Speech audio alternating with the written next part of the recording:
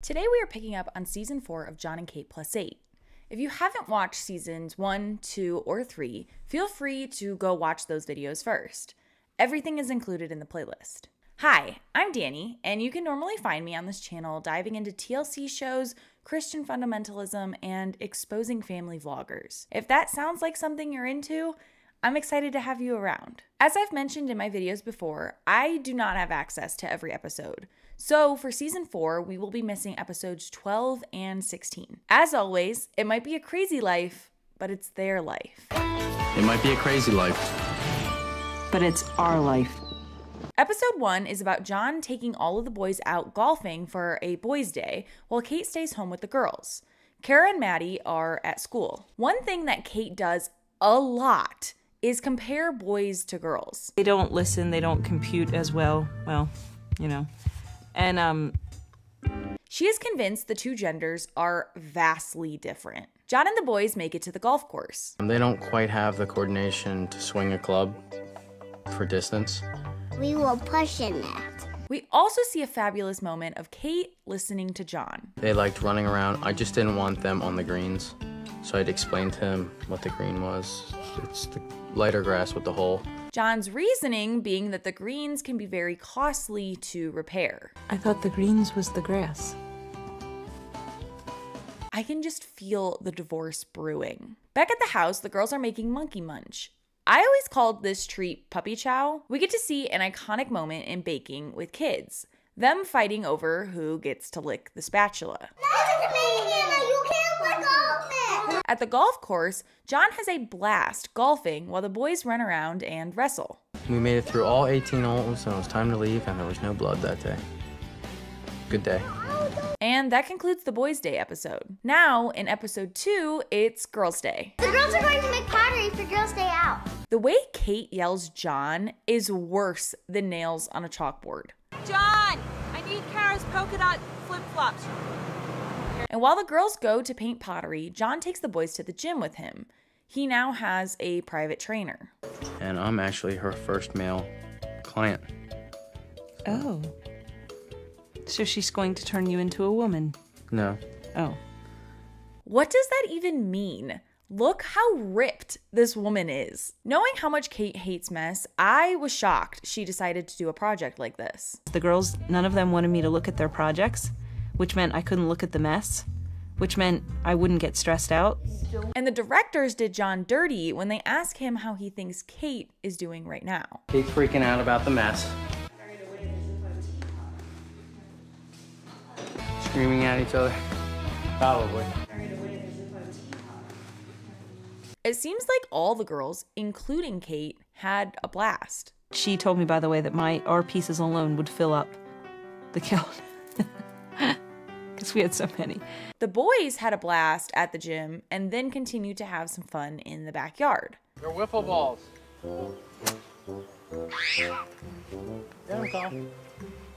And that concludes the Girls' Day. And episode 3 is about the Sextuplets turning 4. To celebrate, they decided to go to a bakery and decorate cupcakes. They're making shapes out of fondant for their cupcake. That's called fondant. It's like edible Play-Doh. And Kate can't get past the idea of making a mess. This is very out of character for us. We would not normally be in the kitchen making messes at this age, but it's all right.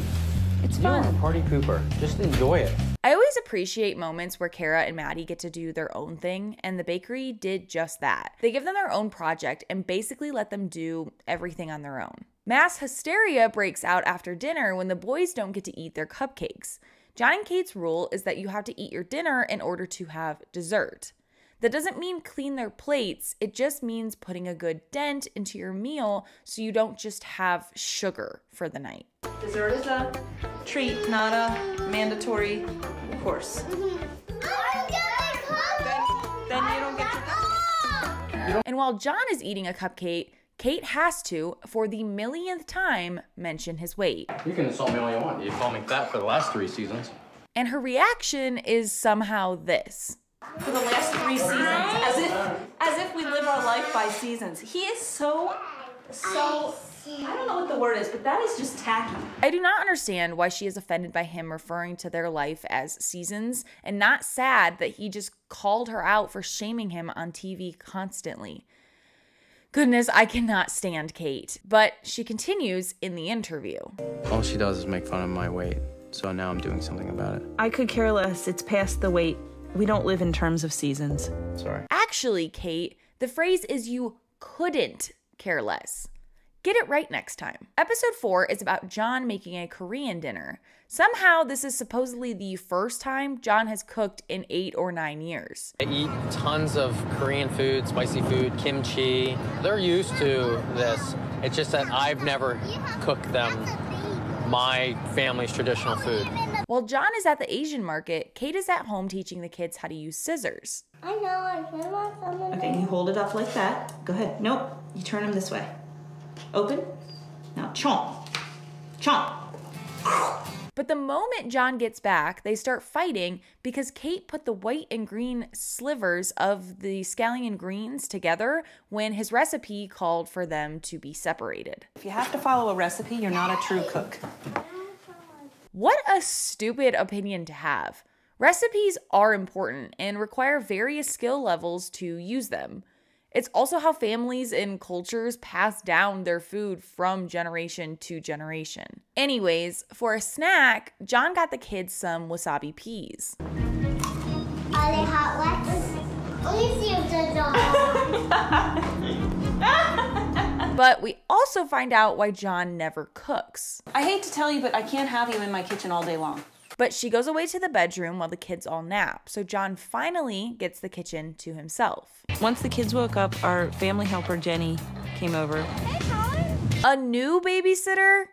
Jeez. But Jon absolutely crushes dinner, and with it being Korean, the kids begin talking about their own ethnicities. I'm the Asianest person in the whole family. Besides Daddy. But Leah isn't having it. Everyone's Asian. Unfortunately, Kate did not know that there was an ice cream version of mochi, and she stuck them in the fridge, so they all melted.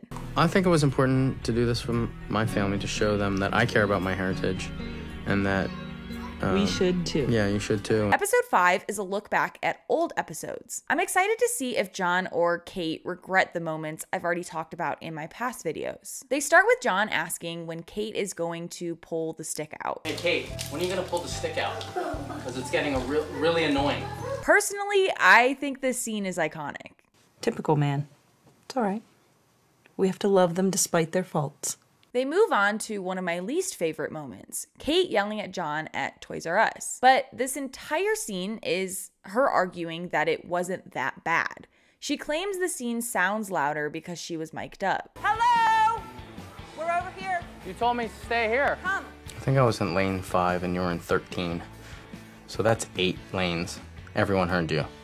Hello, I need your help. But thank God for the cameras because Jon shuts her down here. I've never done that since. And I don't care what he says. We've never been in a store where I yelled across the store. Hello. Yes, we have. When? Crayola Factory. And the show comes with the receipts. Jon! Jon!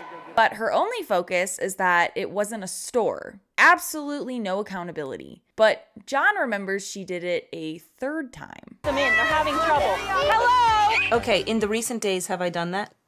No, in the recent days, no. Okay, there you go. One of the episodes we sadly missed out in season 2 due to me not having access to it was when they drove 19 hours to take the kids to Disney World. Wake up and help. Now. Why? Why? Oh my lord, this is... Jon! Probably a bad idea. She's ruined. But once again, in this episode, we are learning Kate does not take accountability, even if she does acknowledge the moment was embarrassing. When I'm freaking out, it's because I'm frustrated, can't move fast enough, and nobody helps me. So if you can just say, how can I help you? Instead of mocking me, laughing at how I act. Okay, no one helps you. Did I just say that? That no one helps me. These two are hopeless. Let's end this episode on a cute note. Do you each have favorite babies? Oh, yes. Yes. My favorite's Leah. My favorite's Hannah. But they change their minds quickly. Actually, I don't have a favorite. I like all of them. I like all of them because I don't have a favorite because they're my brothers and sisters. In episode 6, Jon and Kate take the kids to Sesame Place. That Cookie Monster gonna be nice to me. He's gonna say, "Bye." Leave me alone. As usual, lots of screaming and crying just to get out the door, but they do eventually get there. As they're packing the car, there's a moment where Kara and Colin were playing with a spider, and Leah went over and just murdered it. That was a good job. Good job, honey. We see Jenny again in this episode as she helps them. We got to Sesame Place. Jenny met us there. We needed a third stroller pusher. Throughout the day, Maddie and Kara seem to do a great job being big sisters and having fun despite the park being aimed at their siblings' age. During lunch, you can tell that it is a scorching hot day because they are all drenched in sweat. After lunch, they changed into swimsuits but made a quick pit stop before the water park. We went to Elmo's house to see Elmo, and we saw Dorothy. Oh, they were so thrilled to meet Dorothy. At the water park, Jenny took Kara and Maddie to go on the bigger slides. And she went 4 times with them. Yeah. She must have been really hot. And I love this little moment with Aiden. Now we're gonna see Grover. Grover? Yeah. He's right there, honey. Grover. And to end the day, they rode a roller coaster. And our little kids tolerated that. I mean, that was a real roller coaster. They actually ended up riding it 3 times. Episode 7 is about Thomas the Train. Now, I grew up with a brother that is less than a year older than me, so maybe I just made a wrong assumption. But isn't Thomas the Train for boys and girls? I never thought of it as a boy thing just because it's trains. Thomas the Train, every boy knows. And since we have boys and girls growing up together, the girls are just as happy to see Thomas as the boys. Speaking of gender, I cannot emphasize enough how obsessed with it that Kate is. They're in the water again. Instantaneously. The boys are ridiculously disobedient.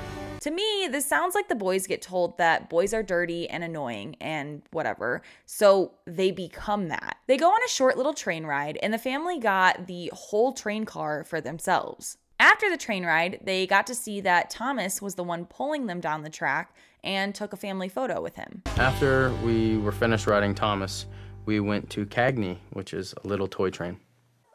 A little thing's a steam engine. And Kate gets rejected pretty badly. Can I ride in here with you? This trip was a pretty short one though, and they made it home in time for lunch and naps. Did you love Thomas? Yeah. Episode 8 is about traveling to a beach trip they will be taking for 2 weeks in North Carolina.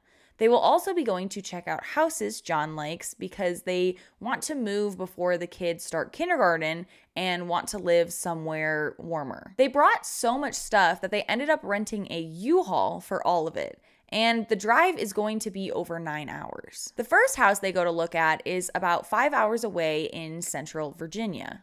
The first house we looked at had a horse barn. We don't really need a horse barn. Ultimately, it's pretty clear this house isn't a match for them. It was just a strange layout. It really was. I mean, it was nice. Very nice. Oh, yeah. I like the openness of it. Yeah. So they drove to the next property, which is also in Central Virginia. We got to the next property, which was just land, and it was like driving into a national park. They quickly conclude this property is too secluded for them. After 10 hours, they make it to the beach house. We were really tired. We just wanted to get everything out of the van and the trailer. It's situated. And So we could get ready to go to the beach tomorrow. Yeah. Episode 9 picks up with them on the beach trip. Today, they're going to see wild horses while driving Jeeps on the beach. Before they leave, Kate shares some nice words about Jenny. The kids love her. I mean, she's like already another family member. They scream when she comes in the door, and she really loves them too. They make it to the horse place, and John isn't allowed to explain it. Kate must. I don't know, 50 miles It's a highway of beach.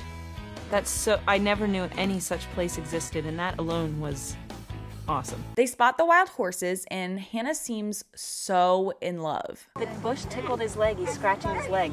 Look, with his teeth. Do you see him? Oh, they were so beautiful. And we get another dumb comment from Kate. Yeah, I was watching the sunset. No, we're not staying here for that. Come on, let's go. It does it every day. It's very beautiful, but let's move on. Back at the beach house, Kara and Maddie somehow convince Kate to let them get hermit crabs. And in early 2000s fashion, they got the ones with the painted shells. Wow. Kara's is so shy. We'll never know if it lives or dies. Here, come on, go on. One thing I feel like we don't see a lot of in this show is actual cute moments between the parents and the kids. Between the screaming and the yelling, the cute moments seem to always be how the siblings treat one another. So I was happy to see this simple moment. They then decide to climb to the top of a lighthouse. Going up, we had to take it very slow. I can't believe the little kids climbed all those stairs. Oh, Leah was like running up the steps. Unsurprisingly, Kate was too scared to go. Hannah and Maddie stay down there with her too. But most of the kids go to the top. You know, it's pretty tight up there. I mean, it's like a catwalk up there. It seemed like a fun day for everyone. In episode 10, they actually go to the beach. The last time they went to the beach was in Florida, and unfortunately they went on a horribly windy day, and everyone was crying as the sand pelted them. The fact that we're here longer than 15 minutes total is more successful, and they actually like it this year. And while Jon takes Maddie and Kara out and is having a blast, Kate gets annoying. Jon! Oh, Lord have mercy. Jon! Poor Jenny having to stand there and hear that. Then Jon finds a crab and all hell breaks loose. It also seems Kate's need for cleanliness has rubbed off on the boys.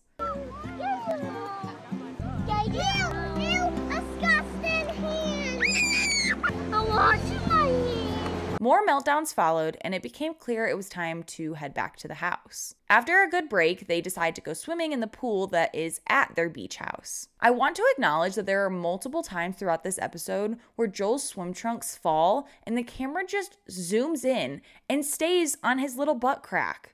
It's blurred, but still so incredibly weird to do to a 4-year-old. One thing that Jon and Kate did that was quite smart was to hire swim instructors for each day that they're there. A whole pool to themselves and multiple days for everyone to learn how to swim. Oh, good for you! The boys were a much bigger challenge. In the beginning, Joel was just like anti-water.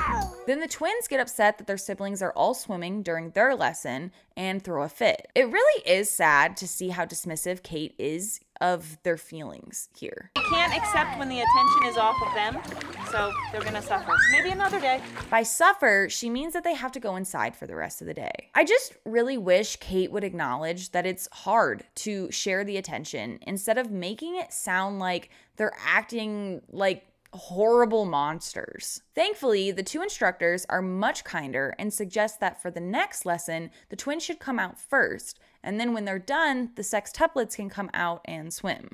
This way, they have the pool to themselves like they want. Jon isn't much help either. I think it's more of an estrogen issue. Don't get me wrong, I'm not saying it's okay for kids to throw tantrums or to scream at their parents. What is upsetting to me is that no one is teaching them how to work through these big frustrations and that they're just telling the girls to shut up. I'd guess that most of us were raised that same way, and I know I'm in therapy weekly now trying to learn tools that help me cope with big emotions. After swimming, Kate planned some messy activities, and the first one was painting with chocolate and vanilla pudding. Cadillac in my hand. Oh. She then tells them that the next type of paint they're using is not edible. You will get sick and you will die. The project was meant to be the kids all being allowed to paint each other, but Kate realizes the paint doesn't really wash off. Jon, this is what they're gonna look like. Oh yeah, don't touch the paint, please. So instead, they switch back to pudding. Colin's painting himself. Colin, I'm not sure what his deal was, but he was like... The kids had a blast with this, and to clean it up, Jon hosed them down. The next day, they get back to swim lessons, and the girls get their private lessons first. During the little kids' lesson, there's a quick moment that deeply scares Kate. I got you.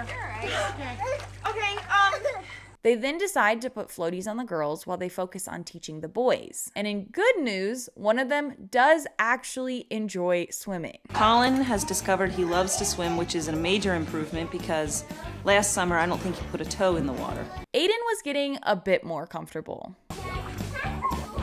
You try it? No. Is that your favorite word? No. No, it's not your favorite word. It seems day 2 was pretty big at just getting the kids in the water. Joel definitely had a lot more fun today. Ignore what Jon and Kate are saying here. I don't understand what happened with the editing. A nap. Yeah. So that really worked. The sun, The water, the air. And they are still on vacation for episode 11, but now it's the 4th of July. Their day starts off with Kate getting all the girls' hair braided. all of it came flooding towards me when I realized it was hurting Alexis. And I thought, oh my goodness, I had no idea this was painful. Although, again, I don't support tantrums, whatever they did to poor Maddie, I'd cry too. What do you mean? Wait a minute, tell me what you wanted. When they get home, Kara's hermit crab was dead. And a couple of his legs and his pincher fell off. And Jon gives some insight on why, maybe, people shouldn't have hermit crabs as pets. Hermit crabs in captivity live 6 to 9 months. In the wild, they live 30 years. And for their dessert, Kate makes a flag cake and feels a little patriotic. The home of the free and the brave. A theme I keep seeing between Jon and Kate is that she seems to mostly compliment him when she wants him to do something. Jon, can you help me pre-crack some crab for them? Yep. Because you're the best at it, not me. Again, I stopped watching the show after the renewal of vows, so I don't know much about Kate being on her own. My brain can't fathom it. They have seafood for dinner, and it looks so good. Then Maddie, Kara, and Jon did sparklers. I don't like them. Jon, you're too... No, they may not have one. Get away from us, you ding-dong. What did this man ever see in her? But Maddie and Kara are devastated that setting off fireworks is illegal there. We're not allowed. It's illegal, honey. I hate it here. I want to go back home. I want to go home so we can light fireworks. But it's the 4th of July. Just because they can't launch any doesn't mean that there won't be plenty of fireworks to see. Our hermit crabs are probably scared of the moon.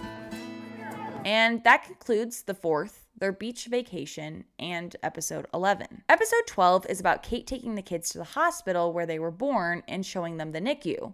I don't have access to it, so we're going to move on to episode 13, where they do a backyard campout. They start off at Dick's to get tents and sleeping bags. And we got air mattresses. Camping. That are... For the old people. This was one of the funniest ad placements because they're really trying to make it seem natural, but there's no way Jon would ever describe something so well. You can use the joystick that's built onto the panel and move the guy back and forth and hit the enter button. And it's cool. It's designed for left and right-handed. Although I didn't have the V motion, I had the V smile and I loved it. I was the queen of Alphabet Park Adventure. While the kids are inside playing that, Jon is in the garage setting up tents. Unfortunately, it's a rainy day, so they can't go in the backyard. I could stand up in that. I was like, that'd be nice in the wilderness. What? You just ramble so much. So what? Exactly. So what? Thankfully, the weather cleared up by 6 p.m. and Jon began setting things up in the backyard. And then they roasted marshmallows. Eat it off the fork. The bonfire turned out great as Jon, Kate, and the twins helped make everyone s'mores. It was awesome because the darker it got, the better it got. I could cry thinking about it. It was so fun. For sleeping arrangements, Jon took the boys, Kate took the girls, and the twins had their own tent. But the rain started up again and the twins' tent wasn't doing well, so they went into the boys' tent. Then Jon has to deal with this. Did you bite it, Joel? Joel broke open his glow stick all over his face. Other than that mess, it seemed everyone slept well and had fun. I liked it. Kara? Episode 14 is about the family going to a Christian theater to see a play about the creation story. This is another event that they're getting to do for free as the daughter of the owner reached out to Kate and offered tickets. It was like seriously gorgeous. It looked so real. As someone who has read Genesis multiple times and has a deep love for theater, I have no idea what's happening in these clips.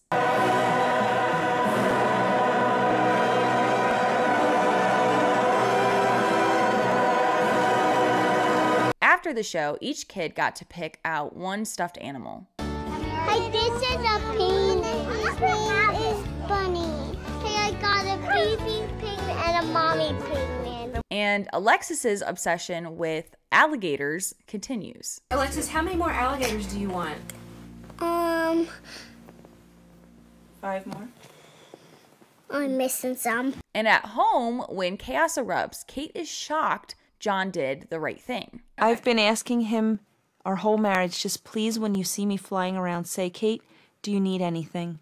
He caught me off guard that day. I was so happy. If you didn't know, they're coming up on their 9-year anniversary at this point. They're also both in their 30s. Episode 15 is a Q&A with Jon and Kate. They did this in season 3, but sadly, it was another episode I don't have access to.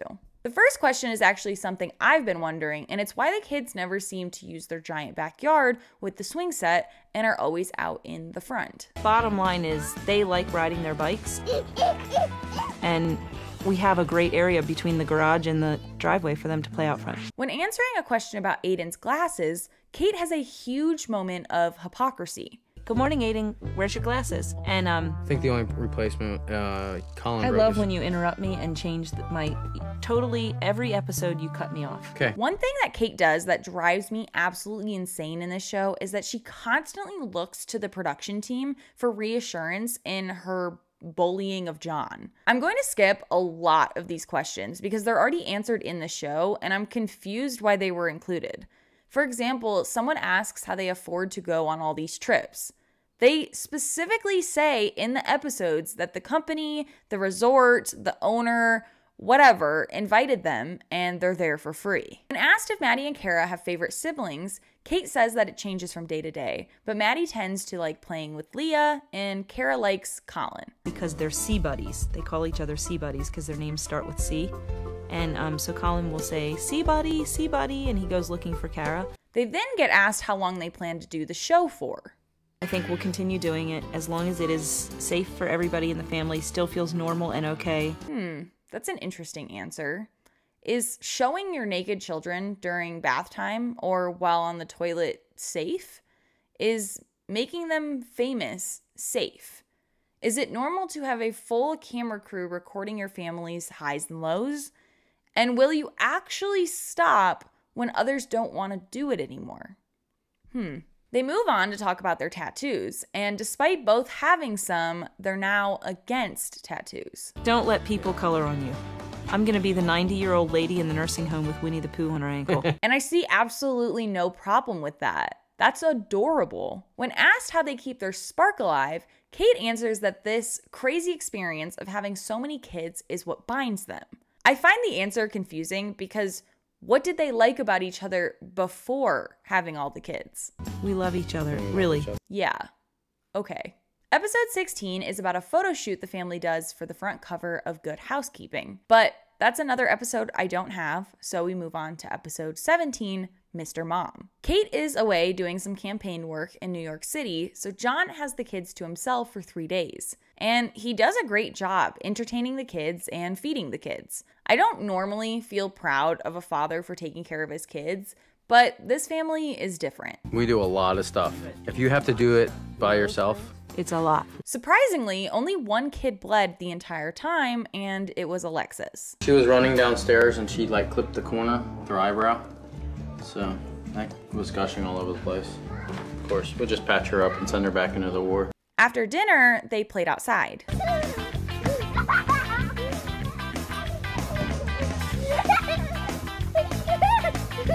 Watching this clip, I can't help but think of all the times we see Jon playing with the kids. I can't think of any time that Kate plays. She always just sits and watches. For day 2, Jon has the kids do a project. Since Kate was gone, I thought it'd be a great idea if the kids journal what they did when Mommy was gone. He also made a quick little video diary and then waited to play it for Kate during the interview. What do you miss about her? She feeds you lunch. She reads us books. That was a very sweet thing for Jon to do, and I'm happy it made Kate happy. No one can convince me Jon is evil. Sometimes he's overly angry and stupid, but he isn't selfish and mean like Kate. Jon also got all 6 of the kids to preschool on time. When the kids got home, Jon had all of them help put a bunch of American flags out in remembrance of 9/11. You went all out this year. I did. I broke them all out. And to finish the episode, Kate makes it about her. Shocker, I know. I learned that Kate does a lot around here to help me. And for the final episode of this video, episode 18. Once again, the episodes are not in chronological order because we have now gone back to 2 weeks before the sextuplets start preschool and the twins start 2nd grade. One exciting thing about this episode is Jon and Kate didn't have time to do the interview together, so they both did it separately. That means each of them can actually finish what they're saying. Maintain our familyness. Is that a word? Of course, she'd probably make fun of me for that, but anyway. For preschool, it's only 3 days a week and only for a few hours in the afternoon. For some insane reason, they chose a school an hour away. I get that this is the same teacher Maddie and Kara had, but I am confident there's great preschools near their house too. But first, they have to get their physicals. The gang's all here. We got the gowns and we got the dresses going on, right? Yeah. All right, good. Everyone is still healthy and has stayed about the same size relative to their siblings. Fast forward to the morning of their first day of preschool, Jon decides to take the training wheels off of Joel's bike, and Joel crushes it. All the way to the driveway. To the new mailbox. Hi, buddy. I didn't think it would work. All the other kids also tried, but they weren't ready yet. But then it's time for school. It's interesting to me that they keep all of the kids together in the same class. That means that they make up about 1/3 of the class. It's becoming more fun and challenging, And the episode ends with Jon and Kate being sappy. They're almost 4.5. I can't believe it. but I'm proud of them. I love them, and they're gonna be great people. And that's the first 18-ish episodes of season 4. I hope you can come back to watch the second half, and then the final season, season 5. Bye!